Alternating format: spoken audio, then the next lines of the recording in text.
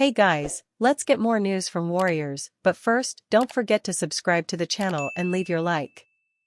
76ers Tyrese Maxey added to injury report ahead of Warriors matchup.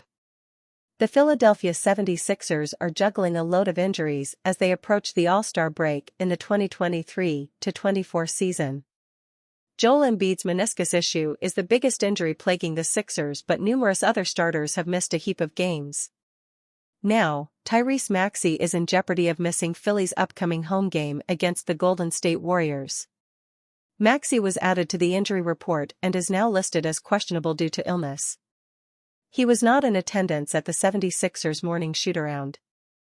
Tobias Harris recently dealt with an illness but has since returned and is not listed on the injury report. He would be the team's only starter to suit up against the Warriors if Maxey is ruled out. Tyrese Maxey recently missed 3 games due to an ankle injury but dropped a career-best 51 points in his return, which he pushed to make due to the many injuries leaving the 76ers shorthanded. Philly has slid to 5th in the Eastern Conference as Embiid and others continue to deal with injuries.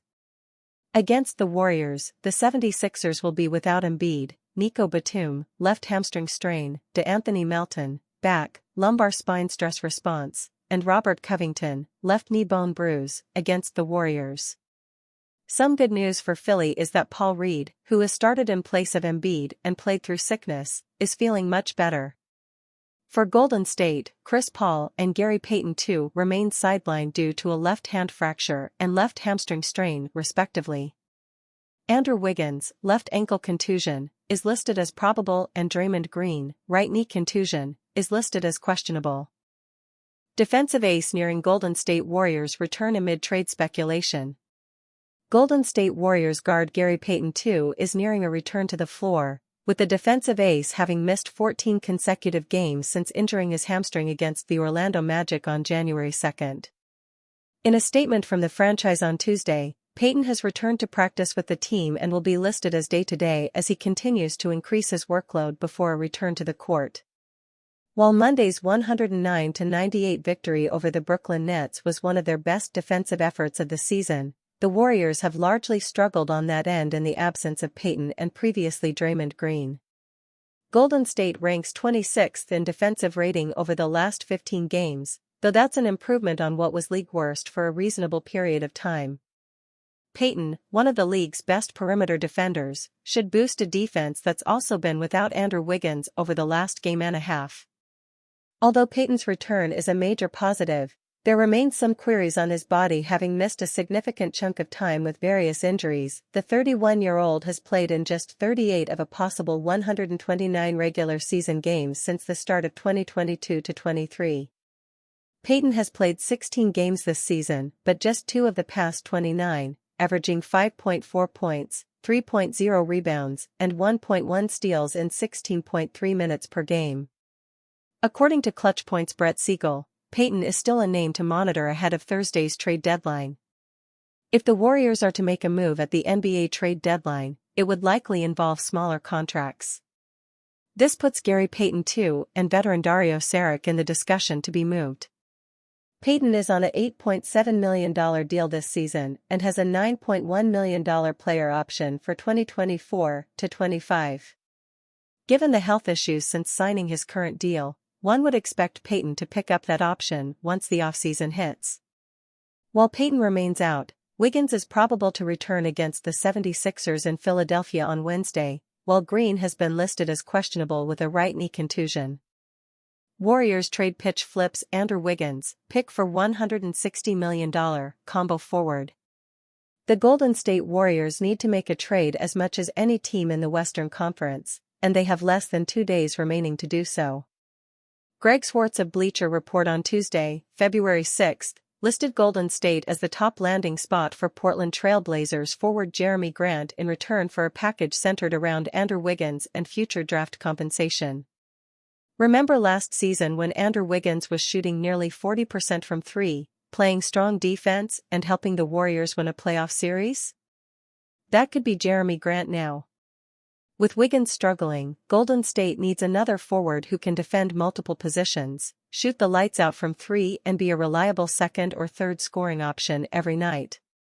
The Warriors could see if Portland would be interested in a Grant for Wiggins swap with some draft picks thrown in as incentive, or they could use Chris Paul's expiring contract to help facilitate a deal. Grant is a versatile offensive player, posting an average of 21.3 points per game across 43 starts in the 2023-24 season, the second highest total of his career according to Basketball Reference. The combo forward is shooting 40.3% from the three-point line on 5.1 attempts per game as well as 48.9% from inside the arc. As far as defense goes, the 6'7" and 210-pound Grant can guard multiple frontcourt positions. However, that doesn't mean he's guarding those positions particularly well. Grant, who turns 30 years old near the end of this season, has a defensive rating of 120.1 per StatMuse. For context, the league leader in that category is Defensive Player of the Year candidate Rudy Gobert, who plays center for the Minnesota Timberwolves. His defensive rating is 103.9, more than 16 full points better than Grant's. That said, Wiggins' defensive rating is 120.2. So while he and Grant are essentially a wash in terms of defensive effectiveness, Grant brings a little more heft with his frame and has also been the vastly superior offensive player this season. Wiggins is averaging just 12.2 points per game, down 4.9 points from the year prior, and shooting 31.1% from deep across 42 appearances, 31 starts. No perfect trade exists for the Warriors, and a lateral move defensively isn't the only problem when it comes to trading for Grant. He also signed a 5-year, $160 million contract with Portland over the offseason and has 4 years remaining after this one with a $36.4 million player option for 2027-28. One reason for Golden State to make a trade is to get better now and capitalize on another year of Steph Curry's prime with, at the very least, a playoff berth and a puncher's chance to make some noise. Another reason is to get off of Wiggins' future money.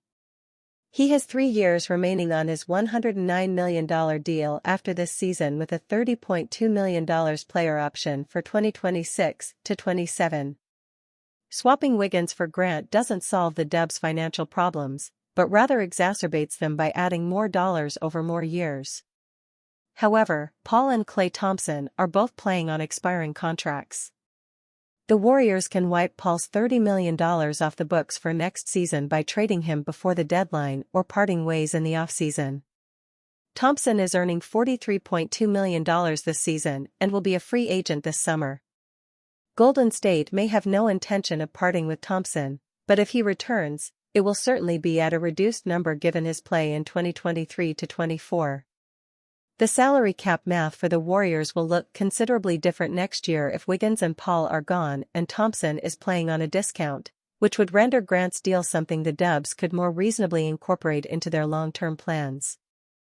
And you fan, what do you think of the Andrew Wiggins situation? Leave your opinion in the comments.